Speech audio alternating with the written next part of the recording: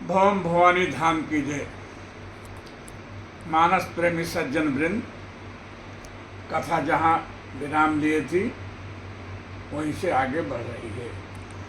उपर्युक्त पौराणिक कथाएं यह संकेत देती हैं कि जीव कितना निर्बल होता है कि परमात्मा द्वारा बाल को एक बाण से मार गिराने की प्रतिज्ञा करने के बाद भी सुग्रीव का सहसा विश्वास नहीं हुआ।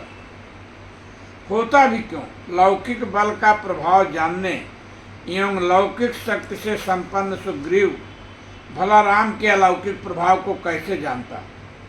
जब राघव ने सुग्रीव द्वारा दिखाए गए दुंदुभ दैत्य की अस्थियों ताड़ के वृक्षों को धराशायी करके विजय प्राप्त कर लिया और श्री राम की यह शक्ति सुग्रीव ने प्रत्यक्ष अपने आप देखा तो राघव की शक्ति पर विश्वास हुआ। सत्य भी है, जाने बिनु न होई परतीति, बिनु परतीत होई नहीं प्रीति, प्रीत बिना नहीं भगत जिढ़ाई, जिम खगपति जल कै चिकनाई। इसलिए सुग्रीव को भी भरोसा तब आया जब श्री राम ने ताड़ के 7 वृक्षों को एक ही बाण से गिरा दिया और दुंदुभ दैत्य की हड्डियों को एक ही ठोकर से दूर फेंक दिया। गोस्वामी जी ने भी लिखा, देखी अमित बल बाढ़ी प्रीति, बाली बधबई न भई परतीति, बार बार नावई पद सीसा, प्रभु जानी मन हरस कपीसा। जब सुग्रीव के मन में प्रभु के प्रति समर्पण की भावना का उदय हुआ और वो विराग युक्त वाणी से में प्रभु से कहने लगे कि हे प्रभु, यह संसार और रिश्ते नाते तो व्यर्थ हैं और ये आपकी भक्ति मार्ग के लिए बाधा है तथा शत्रु मित्र सुख और दुख का अनुभव तो व्यक्ति आपकी माया के प्रभाव के कारण करता है, अन्यथा सुख और दुख परमार्थ पथ के अनुरागी और आपके भक्तों के लिए समान है। अब तो सुग्रीव प्रभु से यहाँ तक कहने लगा कि अब प्रभु कृपा करहु ही भांति, सब तजी भजन करहु दिन राति। इस पर श्री राम ने कहा, सुग्रीव तुम्हारी यह इच्छा भी पूरी होगी, परंतु जो मैंने कहा है कि मैं एक ही बाण से बाली को मारूंगा, तुम्हारी संपत्ति और स्त्री तुम्हें वापस कराऊंगा, वह मिथ्या नहीं हो सकता। इसलिए पहले तुम बाल से युद्धार्थ मेरे साथ चलो। श्री राम सुग्रीव को साथ लेकर स्वयं धनुष बाण सजाकर सुग्रीव के साथ साथ चले और बाल को ललकार कर युद्ध करने हेतु सुग्रीव को बाल के पास भेजा। लय सुग्रीव संग रघुनाथा, चले सचाप सायक गही हाथा, तब रघुपत सुग्रीव पठावा, गरज सिजाई निकट बल पावा। बाल तो किसी की भी ललकार सुन नहीं सकता था, इसलिए जैसे ही सुग्रीव की ललकार सुनी तुरंत क्रोधातुर धावा, अत्यंत क्रोध से दौड़ा।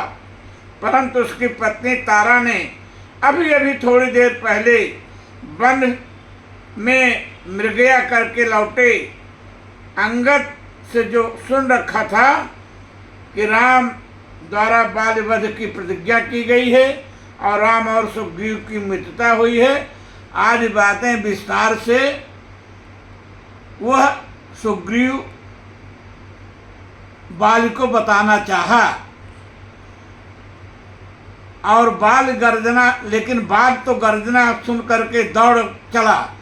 तुनत बाल क्रोधातुर धावा, गही कर चरण नारी समझावा, सुन पति जी नहीं मिले वो सुग्रीवा, ते दो बंधु तेज बल सीवा, कौशलेश सुत लक्ष्मण रामा, कालहु जीति सकहि संग्रामा। गोस्वामी जी ने भी बाल किन्हीं भाव को मात्र एक ही दोहे में बड़े अलौकिक ढंग से व्यक्त किया है। कह बाल सुन सुनु भीर प्रिय समदर्शी रघुनाथ। कह बाली सुन भीर प्रिय समदर्शी रघुनाथ। जो कदाचि मोहि मारहि तो पुनि हो सनात। कितना आत्मविश्वास है बाली में। वह कहता है भला मैं राम का क्या अपकार किया है, वो तो समदर्शी हैं, वह मुझे क्यों मारेंगे, उनके लिए मैं और सुग्रीव बराबर हूँ। अब यदि कदाचित तो मुझे मार भी देंगे तो साक्षात नारायण के हाथों मृत्यु को प्राप्त कर मुक्त हो जाऊंगा। ऐसे तारा को समझा कर बाल सुग्रीव की ललकार पर युद्ध के लिए चलता है। गोस्वामी जी लिखते हैं अब से कही चला महाभिमानी तीन श्रमान सुग्रीव ही जानी। बाल से ही चूक हो गई। वह एक और तो राम को समदर्शी होने की दुहाई देता है और दूसरी ओर उन्हें ब्रह्म व नारायण भी स्वीकारता है, परंतु जो उनके से राम के आश्रित हैं ऐसे सुग्रीव का वध करने के लिए वह तारा के मरा करने के भी जाता है। श्री राम के पास अभिमान लेकर जाने पर कोई कैसे बच सकता है, क्योंकि प्रभु का आहार ही अभिमान है। इस दृष्टि में रावण व बाल में साम्यता ही प्रतीत होती है। वह भी राम को ब्रह्म समझकर ही भी विरोध करता है और बाल भी। बाल चाहता तो श्री राम से स्वयं ही जाकर उनके सामने समर्पित हो करके अपने को अपनी भूल की क्षमा याचना करके अभय पा सकता था, परंतु उसने बल के अहंकार में वह नहीं गया। जो तृण ते कुलिस और कुलिस ते तृण करई। जो तृण कुलिस और कुलिस तृण करई। ऐसे श्री राम के आश्रित उस सुग्रीव को तृण समान समझकर बाल से भिड़ता है, सुग्रीव से भिड़ता है। शक्तिशाली तो था ही, दूसरे सामने वाले का आधा बल प्राप्त कर लेने का वरदान भी उसे प्राप्त था।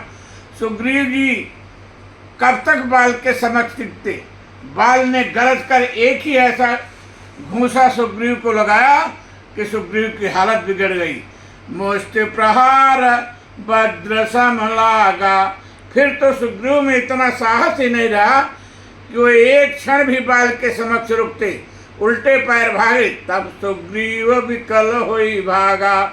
भागकर श्री राम के पास पहुँचे, बोले प्रभु आपने मुझे कहाँ फंसा दिया। आपके भरोसे मैं उससे लड़ने चला गया कि आप मौका पाते ही बाल को मार देंगे, परंतु आपने मुझे पिटवा दिया। भागने आता तो आज मुझे मार ही डालता। मैं तो पहले ही आपसे कहा था कि प्रभु वह मेरा भाई नहीं है, फिर क्या है। श्री राम ने प्रश्न किया। सुग्रीव बोला बंधु न होई मोर यह काला। यह मेरा काल है। श्री राम ने कहा देखो सुग्रीव, तुम दोनों भाई की मुखाकृति इतनी मिलती जुलती है कि मैं तुम दोनों में भेद नहीं कर पाया, पहचान नहीं पाया, इसलिए मैंने उसे नहीं मारा। देखिए राघव का वाक चातुर्य और बाल के इस कथन को कि समदर्शी रघुनाथ किस प्रकार चरितार्थ करते हैं। श्री राम ने पहली बार बाल को की बात रखने के लिए बाल को नहीं मारा और कह दिया कि एक रूप तुम भ्राता दो। भला ईश्वर दो सामान्य जीवों में भेद नहीं कर पाएगा, ये कैसे संभव है। राघव तो सब पहचानते हैं, जानते हैं, परंतु वे समदर्शी हैं, इसकी पुष्ट कर देते हैं।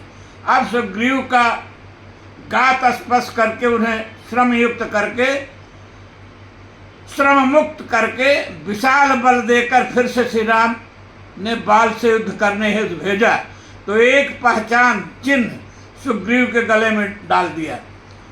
पास के पर्वत के किनारे पर एक गजपुष्पी लता लगी थी। श्री राम ने उसे श्री लक्ष्मण से मंगवाकर सुग्रीव के कंठ में डलवा दिया और बाल से लड़ने हेतु भेजा। मेली कंठ सुमन कै माला, पठवा पुनि बल देई विशाला। पुनि नाना विधि भई लड़ाई, बिटप ओट देखहि रघुराई। सुग्रीव श्री राम का दिया हुआ विशाल बल लेकर बाल से युद्ध करने गया, परंतु जब बाल युद्ध करने लगा तो राघव के बल का स्मरण ही न रहा और उसने बाल से युद्ध में अपने प्रभु का बल लगाने से बल के पहले छल लगाया, फिर अपना बल लगाया, पर बाल तो सुग्रीव के छल बल से परास्त होने वाला था नहीं। सो सुग्रीव की ऐसी दशा कर दिया कि सुग्रीव ही हारा भयमान, हृदय में हार स्वीकार कर लिया। अब जब श्री राम वृक्ष की ओर से सुग्रीव व बाल का यह युद्ध देखते रहे, कुछ भी नहीं किए, क्योंकि सुग्रीव तो प्रभु का बल लेकर जाने के बाद भी अपना छल लगाकर बाल को हराना चाहता था। उसे राघव के दिए हुए बल पर अभी पूर्ण विश्वास नहीं है और श्री राम का वाक्य है, उनका नियम है, मोहि कपट छल छिद्र न भावा। सो श्री राम ने बाल को तब तक नहीं मारा जब तक सुग्रीव अपना छल बल लगाता रहा, परंतु जब वह हृदय से हार मान गया तो श्री राम ने बाल को मार दिया। गोस्वामी जी लिखते हैं, बहुछल बल सुग्रीव कर ही हारा भयमान, बहुछल बल सुग्रीव कर ही हारा भयमान, मारा बाल राम तब हृदय माझ सरतान। यहाँ पर कुछ लोग प्रश्न करते हैं कि श्री राम ने बाल को छिपकर मारा अथवा सामने से कोई बाल को न मार पाते। इस संबंध में बाल ने भी श्री राम से यही प्रश्न किया कि आपने मुझे व्याधि की तरह, बहेलिए की तरह छिपकर क्यों मारा, मारे मोहि व्याधि की नाई। इसी आधार पर पाठक भी प्रश्न करते हैं। इस संबंध में मैं स्पष्ट करना चाहूँगा कि प्रभु बाली और सुग्रीव का युद्ध वृक्ष की ओर से देख रहे थे, परंतु उन्होंने बाल को वृक्ष की ओर से मारा नहीं। बाल को मारने के लिए वृक्ष यार्ड से बाहर आए, तभी तो उन्होंने निशाना साध कर हृदय माज स्थान सर मारा, हृदय में बाण मारा। भला कोई बिना बाहर आए दो लड़ रहे महारथियों में से एक के सीने में बाण कैसे मार सकता है, विशेषकर उस स्थिति में जब दोनों एक दूसरे से भिड़े हो। स्पष्ट है कि श्री राम ने बाल व सुग्रीव का युद्ध तो अवश्य छिप कर देखा, परंतु बाल को मारा उन्होंने वृक्ष की ओर से निकल कर ही। मेरे इस कथन की पुष्टि वाल्मीकि रामायण से होती है। वाल्मीकि रामायण के अनुसार बाल ने छिपकर मारने का मिथ्या दोष लगाया। भला जो सर्वसमर्थ और सर्वशक्तिशाली है, जिसकी भ्रुकुट विलास शिष्टलय हुई, वह बाल को छिपकर क्यों मारेगा। इसलिए इस प्रश्न का कोई औचित्य नहीं है। एक संत के अनुसार जब बाल श्री राम के बाण से आहत होकर गिरा, फिर उठकर बैठा तो उसने श्री राम से यह प्रश्न किया कि मैं बैरी सुग्रीव प्यारा, अवगुण कवन नाथ मोहि मारा। श्री राम ने बाल की इस प्रश्न का उत्तर देते हुए बाल से कहा कि अनुज बधु भगनी सुत नारी, सुन सठ कन्या समये चारी, इन्हीं कृतिष्ठ बिलो कई जोई, ताहि बधे कछु पाप न होई। बस अब यहीं पर कथा को विश्राम लेगी। आप सभी को धन्यवाद।